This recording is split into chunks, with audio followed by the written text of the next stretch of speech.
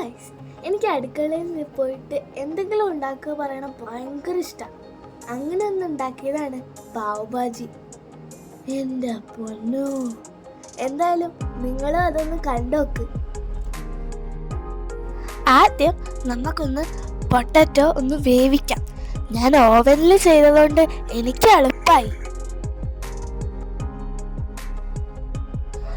അത് കഴിഞ്ഞ് നമുക്ക് ക്യാരറ്റ് ഒന്ന് ക്ലീൻ ചെയ്തെടുക്കാം.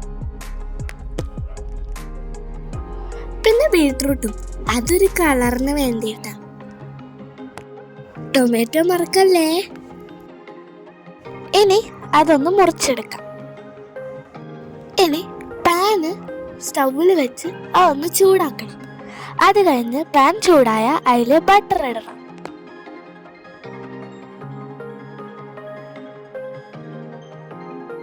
പിന്നെ നമുക്ക് വെജിറ്റബിൾസ് ഇടാം, നമ്മൾ മുറിച്ചെടുത്തത്.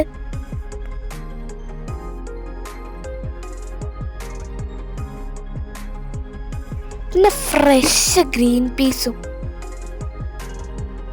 അത് കഴിഞ്ഞിട്ട് ആ ബോയിൽ ചെയ്ത പൊട്ടാറ്റോസ് നമുക്ക് മാഷ് ചെയ്തിട്ട് അതിലേക്കിടാം.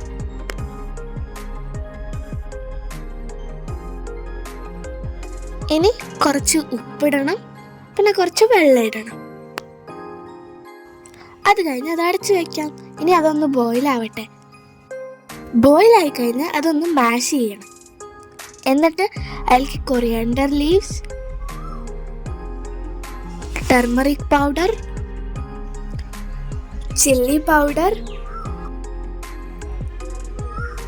പാവ് ഭാജി മസാല,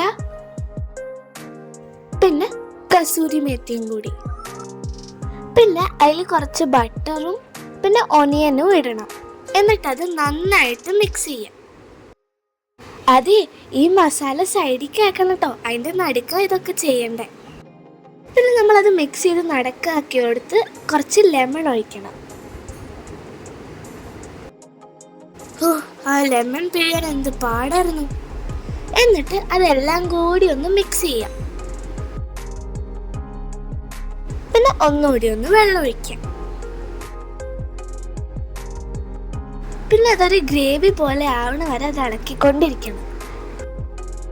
എന്നിട്ട് വേറൊരു പാന് വെച്ച് അത് ചൂടായി കഴിഞ്ഞാൽ അതിലേക്ക് ബട്ടർ ഇട്ട് ഒന്ന് എല്ലായിടത്തേക്കും സ്പ്രെഡ് ചെയ്യണം. കുറച്ചുകൂടി പാവ് ഭാജി മസാല, പിന്നെ ചില്ലി പൗഡർ കൂടി ഇട്ട് അതെല്ലാം കൂടി ഒന്നുകൂടി മിക്സ് ചെയ്ത് ഒന്ന് സ്പ്രെഡ് ചെയ്യണം. പിന്നെ അതിൻ്റെ മുകളിൽ പാവ് വെക്കണം. പിന്നെ ചൂടായി കഴിഞ്ഞാൽ അത് മറച്ചിടണം. എൻ്റെ പൊന്നോ, എൻ്റെ കൈ പൊള്ളി. ഇനി നമുക്കത് സെർവ് ചെയ്യാം.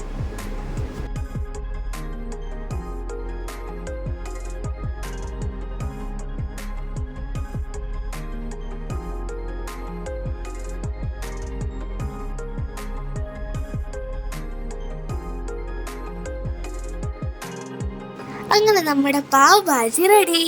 ബൈ.